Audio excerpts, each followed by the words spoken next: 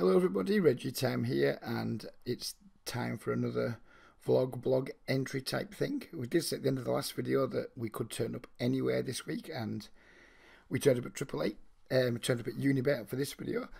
The reason for that being that I spent quite a lot of Tuesday sat at empty tables, both on Sky and AAA, trying to get games going. The final straw was this evening when I sat for 35 minutes at 120 NL Sky table, and another one was running that I was on, and not a single person offered to join from like 25 past 7, I think it was, till 8 o'clock, something like that anyway, don't know. And I was like, nah, this isn't right, we need to be playing. It's no good just sitting at tables waiting for everything. It's a bit like when you go fishing and you go fishing at a pond or a canal or something, and you don't get any bites all day, and it turns out there was just no fish around at all that day, and yeah, that was a waste of time. So yeah, I lost a little bit of patience and thought, fuck it, let's fire Unibet up. It's not my favourite site. It is somewhat reggy, bit nitty, but there are the occasional nutter around, and on top of that, it'll give me a good workout. Playing against some better players would be a stretch, but tougher players, tighter players. So that's what we did, and that's where we find ourselves on Unibet. I'm not sure how many hands there are to review. There is one PLO one later, and maybe 8, I'm not sure. So let's get on with it. This first hand, I didn't know much about any of the players at this table. Hadn't been here too long, but obviously this guy is some kind of fish. He doesn't have a full stack. Can't see this guy stack on 47, 77. And this guy may or may not be a fish. So we have a player raising under the gun, get the Tories out, follow back pro EU, which is me here. I don't really have follow back pro EU anywhere. I'm not particularly pro EU, and I certainly don't want any follows back from people who are. But I'm very much get the Tories out. But yeah, that's by the by. Oh heck, we haven't turned the music down. The volume down, sorry. Muty wooty. There we go, now it's done. So we just flatted under the gun here with aces, and my reason for doing this was pretty much we're under the gun, someone's raised. These games aren't super cally, so I wasn't too bothered about getting too many callers coming along. Maybe the blinds come along and we end up playing 4 ways, but then we're in position with a very, very disguised hand, and we can play some poker post flop. People weren't calling tons of 3-bets. It didn't feel like they were. People playing like 4-bet or 4-block, which is fine when you've got aces when they 4-bet, but when they fold, it's a stinker. And they just decided, once in a while, just throw a flat in. Hopefully someone squeezes behind. If they don't, then they don't. We move on, and we just play the hand out. Fortunately, we did get the back raise. We made the super trivial 4-bet. He jams. This is a very simple hand to play. I think the only reason I put this hand in is because we flatted it pre, and we managed to get someone to put his entire stack in with 2 9s pre. Had we re-raised, he may well have just folded his 2 9s straight away. He may have called and then check folded on this flop. So this worked out nicely. I'm not saying we should always do it. On Sky, I would almost never do it, because it's just way too likely everyone's going to call, and then we're going to be playing 4, 5, 6-handed with aces, which is obviously far from ideal. But this site's different. I thought there was a slightly better chance we get squeezed, not as much chance we go multi-way, and I just took a chance, and fortunately for us it worked out well this time. This dude should probably just muck his 9s when we call back raise jam, but he didn't, and we were happy. There's going to be 3 hands in a row here with this dude, who was absolutely off his rocker. And the comment I want to make about this is really how badly all of these players adjusted to him. He was making absurd pre-flop raise sizes. He was 3-betting at least 70% of the time, without exaggeration this as well. He was like making it €4 pre, €5 pre. People were opening, he was making it €6, he was making it €1.50. He was absolutely all over the map. with his sizings, but the only consistent thing was he was always raising pre, either as the pre-flop raiser or as a 3-better, and people were like raise folding to him constantly, and it's like, what are you guys doing? You know what he's up to. He's 3-betting everything. Don't raise anything that you're going to fold to a 3-bet, especially to this guy. Didn't make sense to me. He was going on for a good 25 minutes, and not one of them seemed to adjust to him. And towards the end, a couple of people just started limping, which is something that you're going to see me doing. Maybe not in this hand, I'm not sure, but at some point. But yeah, it took them a very, very long time to adjust to him. I adjusted almost immediately. I saw it within like 3 or 4 hands. I'm like, right, we're not opening anything that we can't get in pre, or we can't at least defend versus these enormous raises. And then we're not going to open much at all. We're just going to be doing a bit more limping, looking to like limp and just shovel a load of money when he makes one of his absurd raise sizes. So that's the gist of my strategy against him that I devised pretty quickly. So here with King Queen, we do the limp. He makes it €7. I mean, he was doing this with an incredibly wide range. I was very confident that we had tons of equity with King Queen. I didn't expect him to do a whole lot of folding when I jammed, so we are going to have to get there, I guess, a lot of the time. But in terms of like equity time, this is like having a coin flip with your friends, but your friends just throwing some extra free money in there for you. So it's like having a friend that will willingly flip a coin with you, but give you odds of say 6 to 4 or something like that. So I happily jammed my King Queen. He snapped us off with 3-8 suited, and luckily for us, we held. And I think that again, it's like not a particularly interesting hand in terms of like, we've got some maniac to put his money in with like horrific equity. That's not why I am. Oops, that's not why I'm showing the hand. It's just to discuss like the adjustments that I was quick to make. I mean, I guess we could open that and then just jam versus his 3-bet. It's a similar thing. Maybe we don't need to limp, but if we do limp and then someone raises behind or whatever, or someone else stays in the pot, maybe sometimes we don't always have to play it for all of our chips. I guess that was my overall strategy. In this situation, maybe we could have raised because we only had the button to worry about and the big blind. But yeah, that one worked out okay.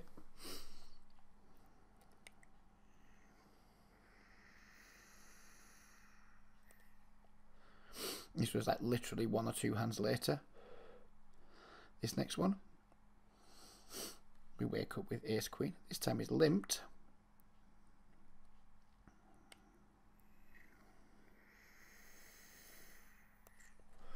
We make a big raise. He does a limp mini raise. We jam because 8-3. And he has the aces, which is most unfortunate for us. At the time I did feel like, wow, what is this all about? How does he just wake up with aces there? But never mind. And this time was just a minute or so later again.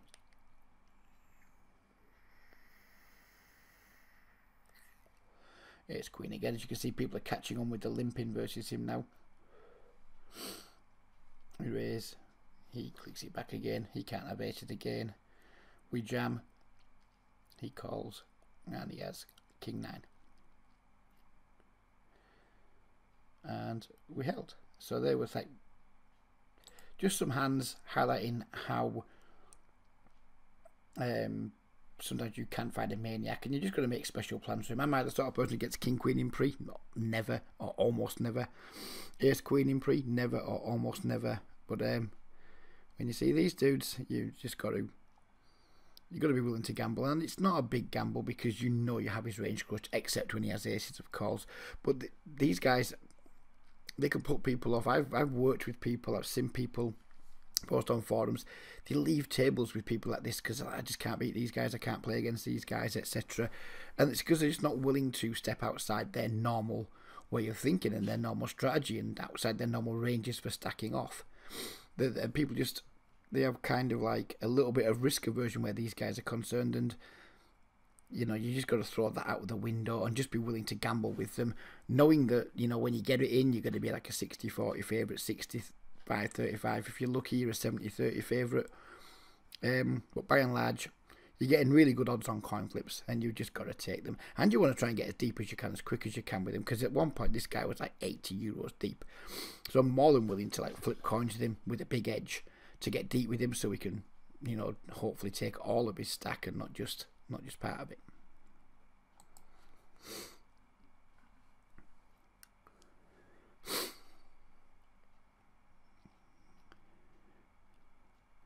This was a PLO hand.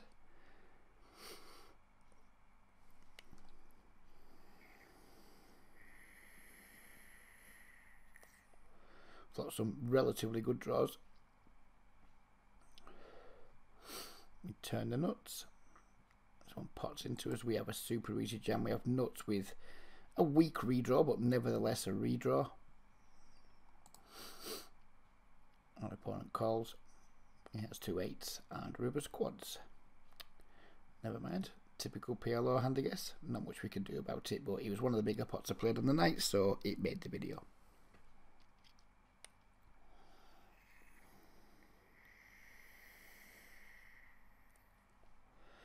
This isn't a typical RegiTime hand, is it? This guy's min raised from the small blind.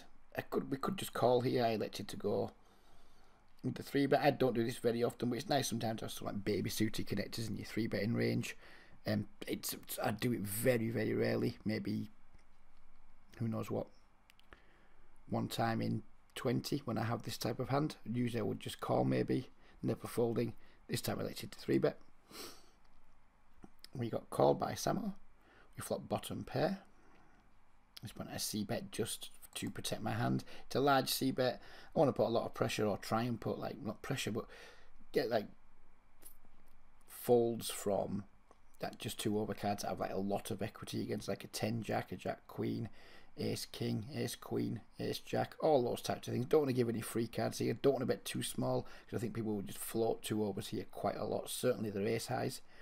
From the larger bet he called, which made me think, well, we're good chance we're behind here, because when we bet and he does call, it's just quite likely he has a piece of the board, given how large we bet. So we are now a little bit concerned that we don't have the best hand. Maybe he can still float with some stuff like ace queens, things like that, that just are a bit stubborn. But we elect to check back the turn.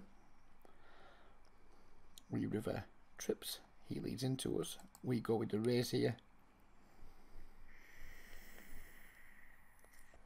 I mean, I guess he can have some 10-9 that's just got us beat. Well, not very much else, and I think he can certainly call with a relatively wide range. If he's got a hand like pocket 10s, and it like blocks us having 10-9 and what have you, I think he can certainly go with this, because I wouldn't be checking back over pairs here on the turn, and I expect he probably knows that. If we had aces or kings or something here, we certainly wouldn't have checked back that turn very often. Maybe he sometimes calls here with pocket 10s, pocket 9s, things like that. And he calls with the jack 8, which was a fine result for us. Fortunately, no chat on Unibet, so I don't get to have to read all the abuse that would almost inevitably come in my way.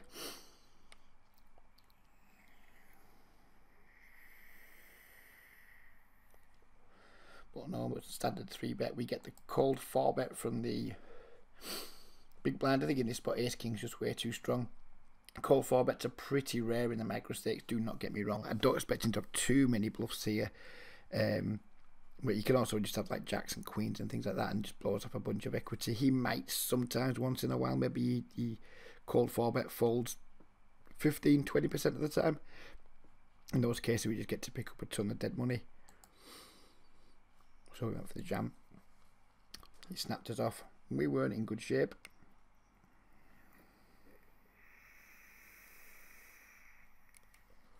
But we got there, and again I think that hand's completely standard. Nothing to see there really, other than it was one of the big pots of the session.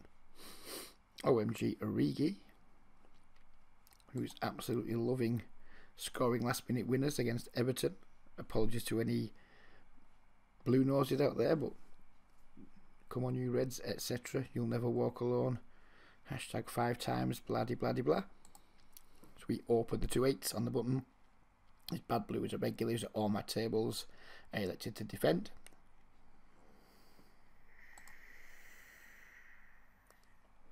We flop a set. He bets pretty big, 390 into just under 6. I was quite confident he had something here. Aces, ace, king, hopefully not kings, maybe a flush draw. I just wanted to try and get all the money as quickly as possible, so I did something again which I don't often do, but we went just for the click it back. He obliged and jammed. He had 2 aces and we held, and again I think we did something different there than a lot of people would expect to see and do themselves, but I just kind of wanted to reopen the betting. If we made it too big, I didn't want him to be able to get away from anything. If we like made that, I don't know, something like 12 or something like that, obviously committing ourselves. Maybe you make some big folds with that stuff like king queen maybe, or king jack, or who knows what, pocket queens or something. Maybe they fold, whereas when we min raise, puts a lot of his hands in a tough spot. Doesn't put ace in a tough spot, they just go with it. Doesn't put ace king in that much of a tough spot, but put some of his other c bets in toughish spots, and I just wanted to reopen the betting. There's nothing more to say than that. And given he made a largish c bet, it's kind of awkward sizing. You know, if we made it 390, we make it 11, then we've committed over half of our stack, and when people commit over half of their stack, they very rarely fold. Most players know that, so I went with like the small raise. Hope it looked a bit bluffy, a bit like trying to find out where I was at type thing. As it happens, he had aces, and we could just have jammed and he would have called, but never mind, we did it fancy, and it was much more fun.